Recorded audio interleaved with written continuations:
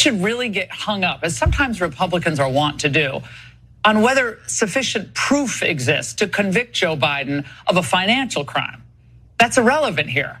The best lawyer in America may never be able to prove that Joe Biden had the intent to solicit bribes, and the Senate probably wouldn't have the votes anyway to convict him if he was actually impeached.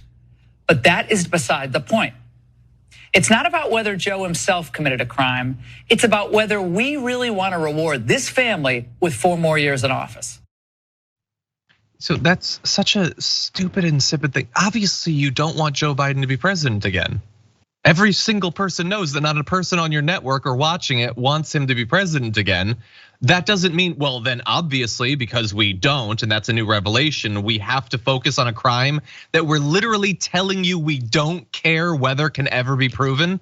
We don't care if we have evidence for it. We're just gonna continue making highly specific claims about payments that we have no evidence for, and we don't care if we ever get evidence because we don't want him to be president again. They're being super clear about it at the very least.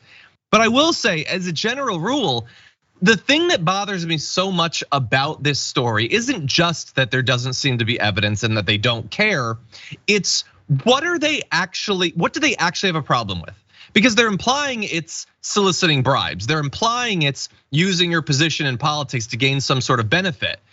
But is there any evidence that they care about that outside of this one highly specific context?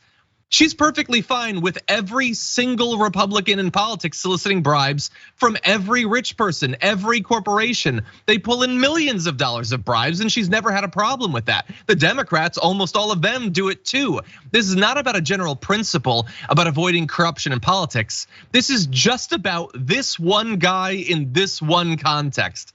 And that's so stupid. If you actually had a problem with it, if you're a right winger watching Fox and you're bothered by the corruption, isn't it so weird how little she cares about the thing that she keeps talking about? That she doesn't care if members of the Trump family can come in the administration and then end up being given billions of dollars by the Saudis or other investments in their companies, obviously using their influence to personally benefit. Like, if you actually have a problem with it, why don't we create a new principle wherein we wall off corruption from people that get into office? That we stop the corrupt campaign donations, that we stop, bringing people into office and then obviously having them in the bag for a variety of different interests or wealthy individuals. Like, if this is a thing that actually bothers you with Biden, it should bother you in general, and it's super weird that it doesn't. It's yeah, I'm trying to follow. It's a weird circular pattern of thinking.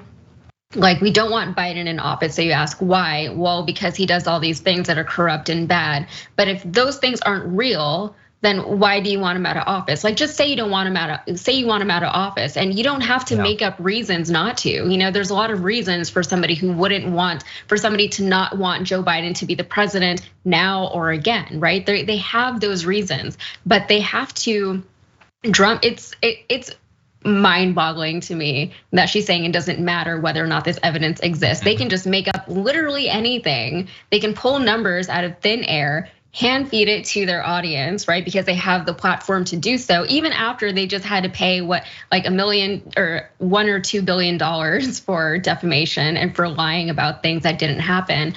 And they're still doing these things. It's crazy to me. Yeah.